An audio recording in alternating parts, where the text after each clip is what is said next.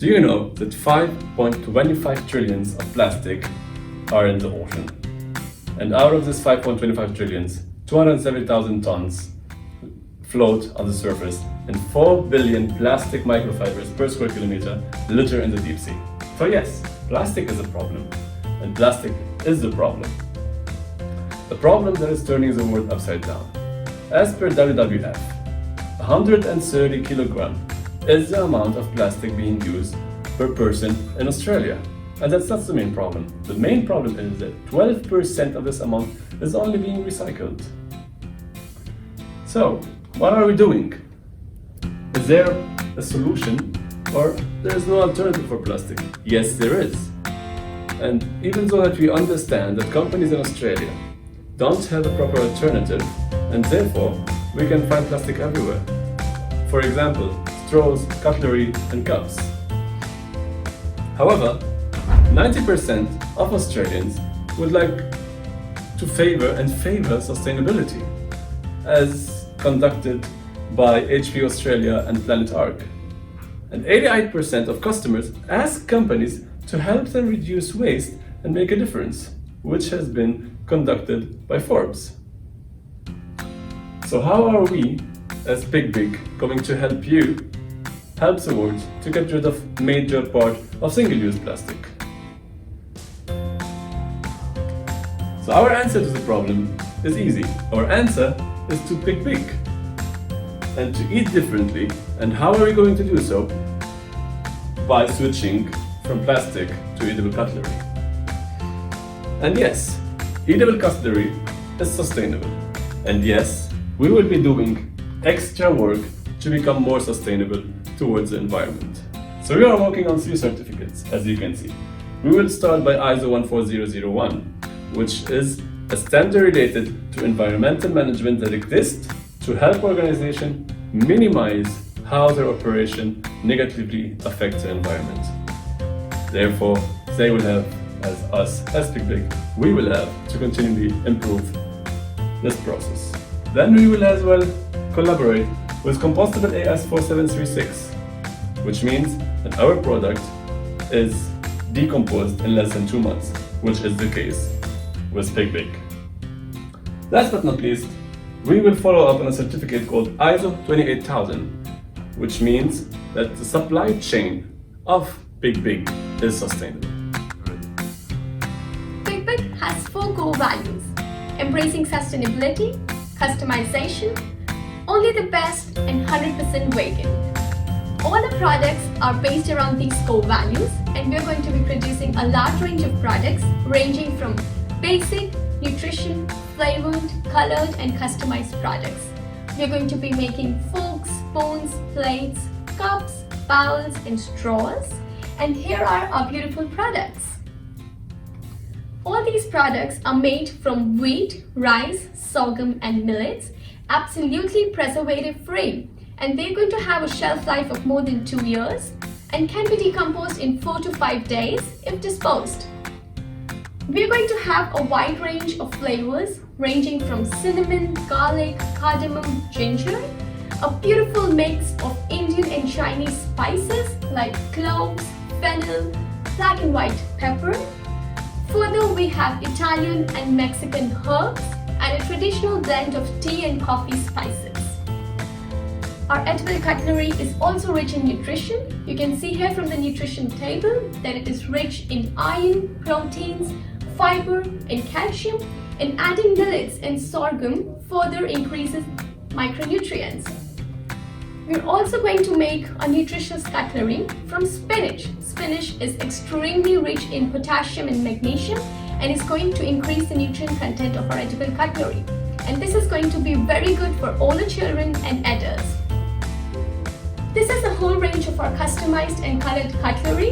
It is going to be sweet and can be customized according to different occasions, festivals, and events. And you can sync them with the theme. Further, giving a deeper look into our edible cutlery, it is dairy-free, preservative-free as I told you, it's fair trade, 100% organic, non-GMO, vegan, and gluten-free.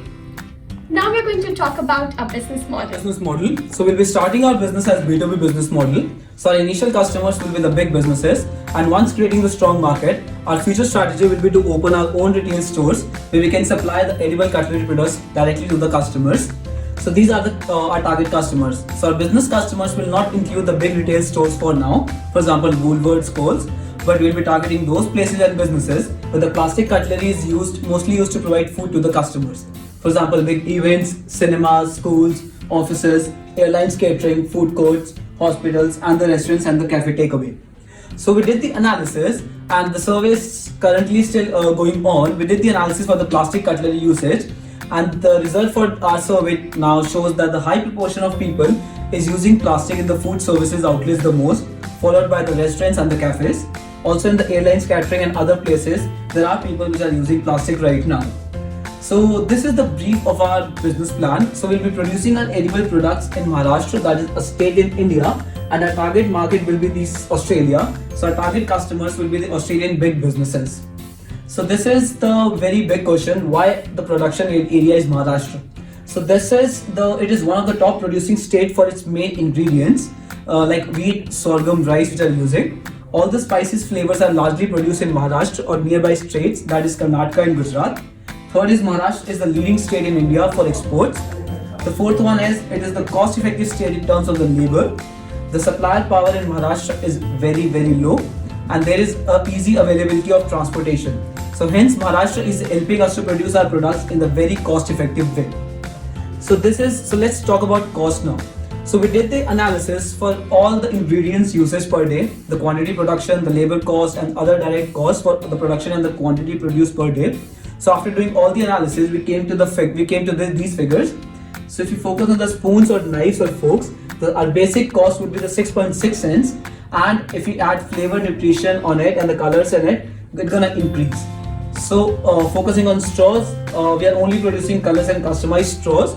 The cost would be the 7.8 cents per item, per straw. Focusing on bowls and glasses, our basic bowl or basic glass will cost 20.9 cents. The cost gonna increase if we add flavor, nutrition and colors into that. And about plates, the cost is very high among all the varieties because the raw materials in place is used more compared to all other varieties. So the basic plate cost would be 26.2 cents per plate. So let's talk about the production capacity. So what is the production capacity per day? So we did the analysis and we came to know that we can produce only 500 spoons in 15 minutes. So in 1 hour we can produce 2000 of spoons or knives. So as we are currently starting on a very small scale, so we will be using our machines for 4 hours a day, and the rest time we'll be using for stock filling, packaging and other related things. So hence in total, if we focus on spoons or knives or forks, we can produce 8,000 items per product. If we focus on straws, we can produce 10,000 items. Talking about bowls or glasses, we can produce 2,500, and plates, we can produce 2,000 items. So this is our gross margin. We are taking 10% margin on the cost of edible products. So after taking this much margin, the price of basic spoon or knife or fork is 7.2 cents per piece, and the price will increase if we're gonna add flavor, nutrition and colors into that. Same with straws. The 7.8 cents for the cost, and the price is 8.6 cents. If we focus on the bowls or glasses, the basic price of bowl or glass is 23 cents, and the price gonna increase if we add flavor, nutrition and the colors into that. And about the plates, the price is 28.8 cents, and if it's gonna increase if we add flavors and nutrition into the plates. So the price of plate is expensive compared to the all others.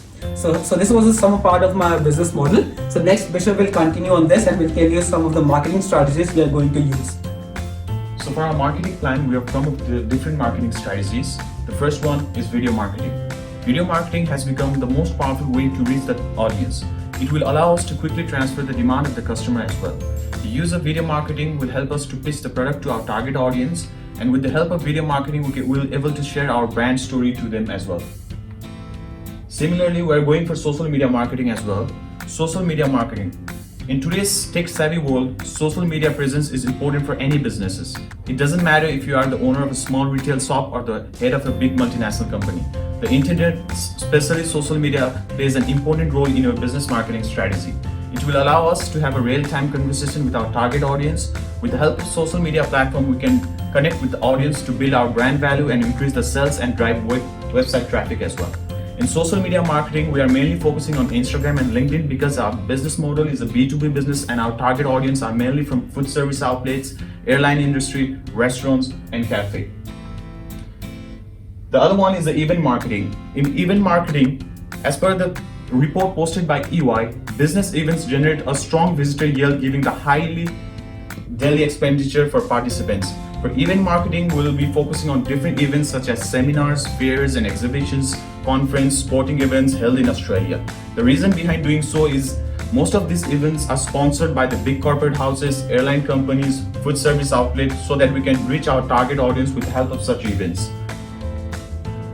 The last one is the direct marketing. Direct marketing, we'll be able to reach our target audience directly. By doing it, it will allow us to customize our promotions, emails, and offers to create an instant bond. It will help us to measure the success of our campaign accurately by analyzing responses as well. Industry is a big industry of kitchen and dining ware with a revenue of 2.5 billion. Our market is cutlery and utensils market with a revenue of 350 million. Our niche market is disposable cutlery market. And this industry is at a stage of maturity based on IBIS quote report. To check with the market, we did a pestle analysis. Coming to the political part, the government is planning to pilot the ban on single-use plastic products through the volunteering, businesses and retailers. The government is planning to ban the use of various single-use plastic with plastic straw, cutlery and stirrer by the end of year 2025. Coming to the economic part, increasing demand in private label product and rise in the wholesale bypass are anticipated to reduce the industry revenue by 3% in the current year, which is in favor of the product like us. Social. People consume 2,000 tiny pieces of plastic each every week on an average. But with our product, we are saving and reducing this tiny plastic intake in humans. Coming to technology part. Yes, we are using advanced technology so that we are producing 1.48 lbs lesser carbon if you compare it with other production channels for the cutlery like the plastic. Coming to the ecological or the environment reasons. It is vegan sensitive, it discourages greenwashing, and it is helpful for gluten-free consumers and includes no preservatives. Coming to the legal part. In April 2018, Minister agreed for the APCO to set ambitious target of 100% Australian packaging being recyclable, consumable or reusable by year 2025. So, based upon the pestle analysis, we are going good in the Australian market. So we came up with our company, Pick Big, with a tagline of Eat Differently. Because when you take a little small cutlery part, you're taking a small thing. But if you take the edible one, you're taking a big cost in favor of environment and in favor of you. That's why we named it Pick Pick. So, coming to the consumer and the trends, why they purchase plastic? Because of the convenience and the cost. It's available everywhere. Being ubiquitous, they are used. So, will our first customer adapt to it? Our first customers are the universities, the corporates, cafes, and airlines. Coming to the airlines, Qantas replaced 45 million plastic cups, 20 million cutlery sets, and 21 million coffee cups by the year 2020. IAT estimates that disposal cost for airlines add up to 700 million per year. Etihad Airways was operating one first plastic-free flight in the Gulf area. Coming to the end users, will the end user, the retail consumers for these businesses will be helpful? Yes. IPSOS stated that 79% of the consumer would rather buy from companies doing their best to reduce their impact on the environment with a competitive price. Coming to competitive advantage. In the Potter's generic strategies, we are in the box of differentiation focus because we came up with a separate product in the market having no other product in it. When we will shift from B2B to B2C, We will be a cost leader at that time because we will be targeting the whole market and the consumers. We give the whole customization to consumers depending upon their needs. Being the first mover, we have the advantage we don't have any direct competitor in this market. But on the global level, we have Becky's as our competitors. Significant competitors include Cook and Dine, Woolworths, LD, and online plastic, paper, wooden cutlery supplier. Indirect competitors include WWRD because they are manufacturing the metal cutlery. We are sustainable and eco-friendly. I agree with the fact that we have paper and wooden cutlery in the market if you replace it with the plastic one. But the thing is, almost 4 million trees are sacrificed to produce 57 billion pair of chopsticks every year. Now coming to the investment part, you and us make we. We made this business worth $500,000 and we got $400,000. We need investment of more $100,000 to the company. Here is team picture. Thank you.